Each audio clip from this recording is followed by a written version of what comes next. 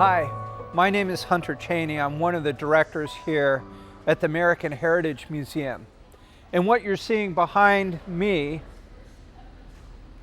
Maison Centrale, French for Central House, this is our most recent exhibit that we just opened up, the Hanoi Hilton POW Experience exhibit.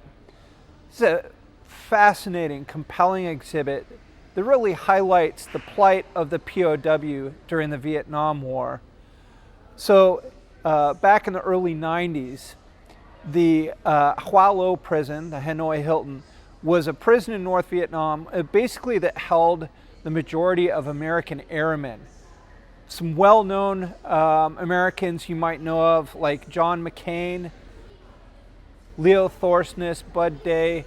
They were all in this prison for some of them close to 10 years in this awful place.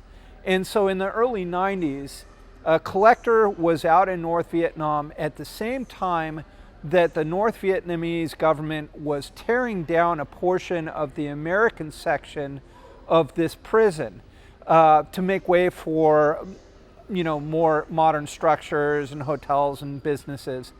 So what had happened is this collector saw that the American portion of these cells were being removed. He actually negotiated with the North Vietnamese to take these cells, move them through Canada, and eventually they came to us. And what we did is we reconstructed these very same cells in this Hanoi Hilton exhibit.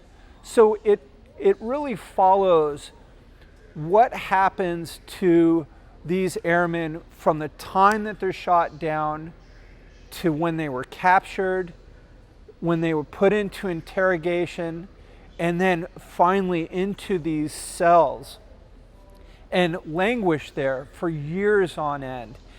The stories are just incredible that come out of this exhibit, and it gives all of us a real sense of appreciation of what this must have been like. All the materials inside this exhibit, the bricks, the cell doors, the cell beds, the ankle shackles, all of them came from this prison. It's the only exhibit like this anywhere in North America, let alone the world. And again, we opened this up just a couple months ago, and it's being very well received. So like some of the presentations that we have here in the museum, this is a real personal experience. So many of these are the very few actually surviving POWs that we know of. Some of them actually came up here to the American Heritage Museum to help us build this exhibit. And so one of the most engaging, compelling, and chilling parts to this exhibit is what we call the Nobby Room.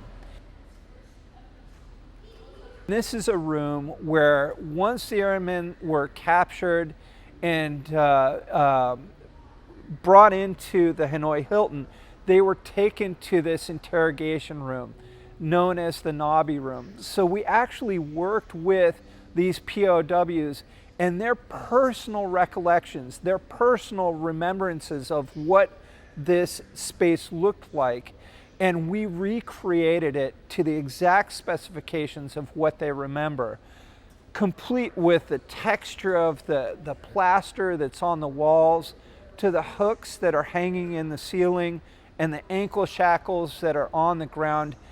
Even the desk and chair where they were interrogated have been duplicated, have been replicated to the exact specifications of what these POWs remembered during this time. Some of you might know, some might not, that most of the POWs that were in the Hoa Lo prison, or the Hanoi Hilton, were in solitary confinement for years on end.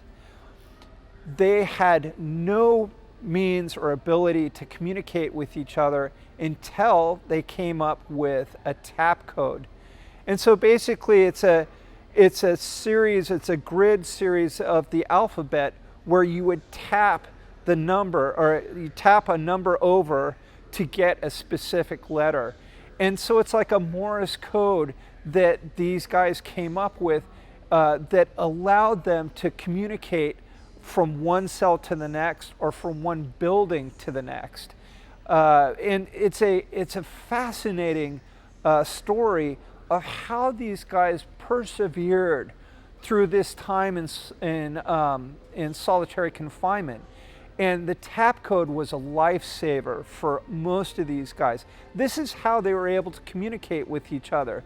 And so they came up with a tap code. They also came up with their own version of sign language and signage and gestures that mean specific things as they communicate with one another. You have to keep in mind that these were all very advanced fighter pilots and airmen that were shot down. So very well educated gentlemen that were that took up the majority of the population of this camp. And so to bide the time, they came up with their own version of what they called the Hanoi University. And this is where basically the prisoners would glean, would extract, pull every ounce of information they could from their cellmates, be it a different language, a different form of mathematics, of astronomy, all kinds of different things. And they would share these things back and forth.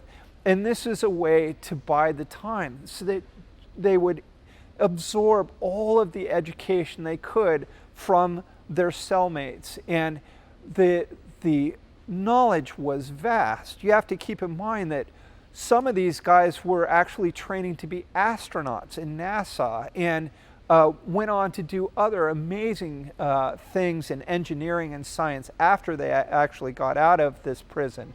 So very well versed, very educated group of prisoners that were in this. And by having the ability to learn things, to keep their minds active, really helped them in the long years and years of internment in this prison.